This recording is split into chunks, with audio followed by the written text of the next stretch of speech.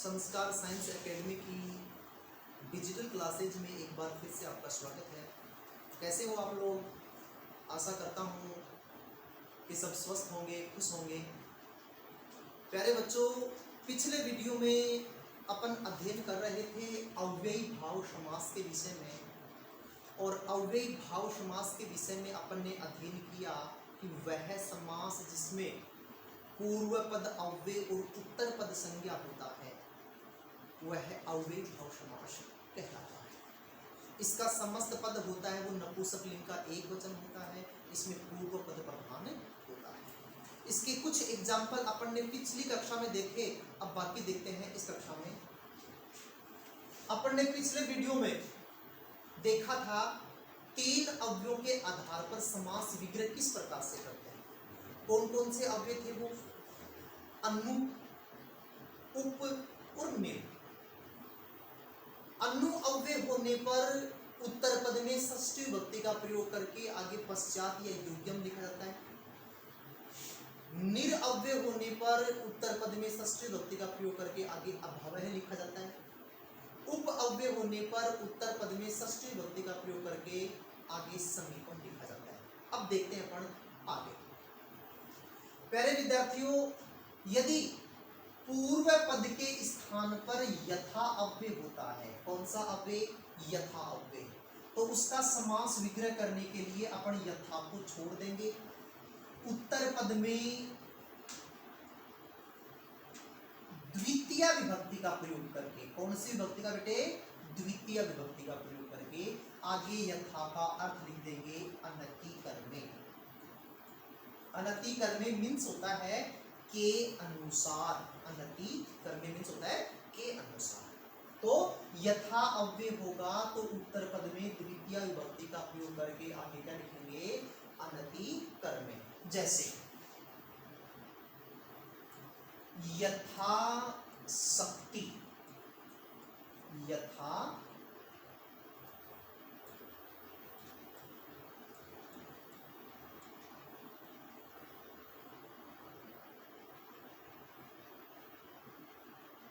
यथा शक्ति। मेरे विद्यार्थियों, इस एग्जाम्पल में पूर्व पद यथा अव्यय आ रहा है, उत्तर पद में शक्ति एक अव्यय पद है और इसका समस्त पद है वो नपुंसकलिंग एक वचन। तो अव्ययी भाव समास का उदाहरण हुआ। समास विग्रह करने के लिए अपन क्या करेंगे? यथा अव्यय आ रहा है, यथा को छोड़ देंगे। उत्तर पद में द्वितीय विभक्ति का प्रयोग करेंगे। कौन सी विभक्ति का? द्वितीय का। तो शक्ति शब्द का द्वितीय विभक्ति, शक्ति शब्द का द्वितीय विभक्ति का रूप क्या होता है? शक्तिम। क्या होता है बेटा? शक्तिम। और फिर उसका अर्थ लिख देंगे अनतिकर्मे। तो आपका समास विग्रह हो जाएगा शक्तिम अनति, शक्तिम अनतिकर्मे।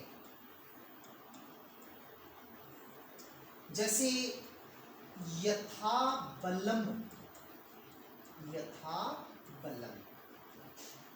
पूर्व पद यथा अव्यय आ रहा है, उत्तर पद बल एक संज्ञा पद है। समास विग्रह करने के लिए पूर्व पद यथा को छोड़ देंगे। उत्तर पद बल में कौन सी विभक्ति का प्रयोग करेंगे?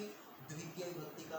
तो बल शब्द का द्वितीय विभक्ति एक वचन का रूप होता है बलम, और यथा का अर्थ क्या लिख देंगे? अनतिकर्मे। तो आपका हो जाएगा बलम अनतिकर्मे। नेक्स्ट अव्यय प्रति। यदि पूर्व पद के स्थान पर प्रति अव्यय होता है तो आप क्या करेंगे? या तो उत्तर पद को दो बार लिख करके और आगे प्रति ही वापस लिख देंगे। जब पूर्व पद के स्थान पर प्रति अव्यय आ रहा है तो आप उसका समास विग्रह करने के लिए उत्तर पद को दो बार लिख करके प्रति ही वापस लिख देंगे, या फिर उत्तर पद में सप्तमी विभक्ति का प्रयोग करके आगे इति लिख देंगे। क्या लिख देंगे बेटे? इति। कैसे? जैसे प्रति दिनम, प्रति दिन। इस उदाहरण में पहला पद प्रति अव्यय आ रहा है, उत्तर पद दिन एक संज्ञा पद है। तो प्रति अव्यय आ रहा है तो अपन क्या करेंगे? इसका समास विग्रह दो प्रकार से कर सकते हैं। एक तो उत्तर पद को जैसा लिखा हुआ है उसी को 2 बार लिख देंगे। कैसे? दिनम, दिनम, और आगे क्या लिख देंगे? प्रति। दिनम दिनम प्रति। और इसका समास विग्रह दूसरी तरीके से किस प्रकार से करेंगे? इसमें जो उत्तर पद है उसमें सप्तमी विभक्ति का प्रयोग करेंगे। जैसे दिने, दिने, और आगे क्या लिख देंगे? जैसे प्रत्येकम, प्रत्येकम, जब इसका संधि विच्छेद करेंगे तो होगा प्रति प्लस एकम। तो इसमें पूर्व पद प्रति है और उत्तर पद एकम। तो समास विग्रह करने के लिए क्या करेंगे? उत्तर पद को 2 बार लिख देंगे। क्या हो जाएगा? एकम, एकम, प्रति, एक। अब नेक्स्ट अव्यय अधि। यदि पूर्व पद के स्थान पर अधि अव्यय हो तो उत्तर पद में आप सप्तमी विभक्ति का प्रयोग करेंगे और आगे इति लिख देंगे। क्या लिख देंगे?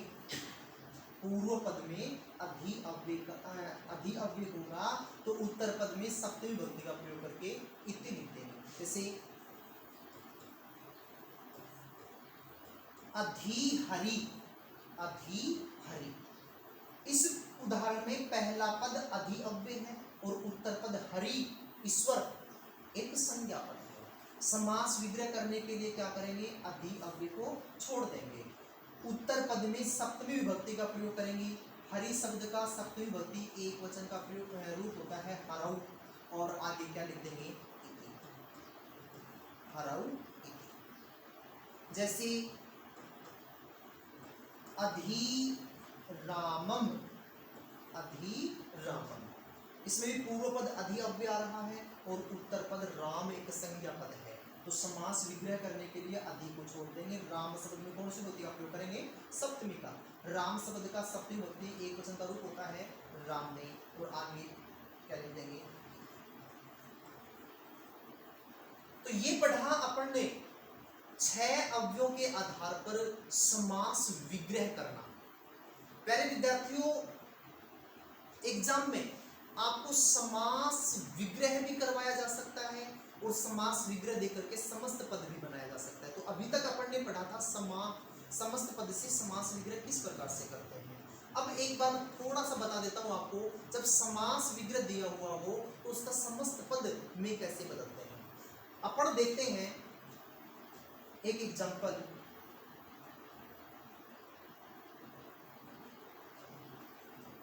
जैसे अपन यही देख लेते हैं, रामे इति,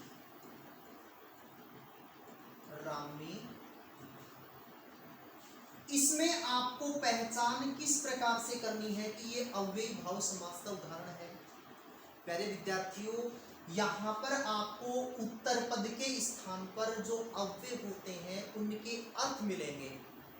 जैसे अन्नु का अर्थ मिलेगा पश्चात या योग्यम, निर का अभाव है, यथा का अनतिकर्मे, अधि का इति। तो इन अव्ययों के अर्थों के आधार पर आपको पहचान करनी है कि ये अव्ययी भाव समास का उदाहरण है। तो देखिए बेटा, रामे इति, यहाँ पर पहले पद में सप्तमी विभक्ति एक वचन है और आगे इति लिखा हुआ है। अभी अपन ने पीछे पढ़ा था इति कौन से अव्यय का अर्थ है? अधि का।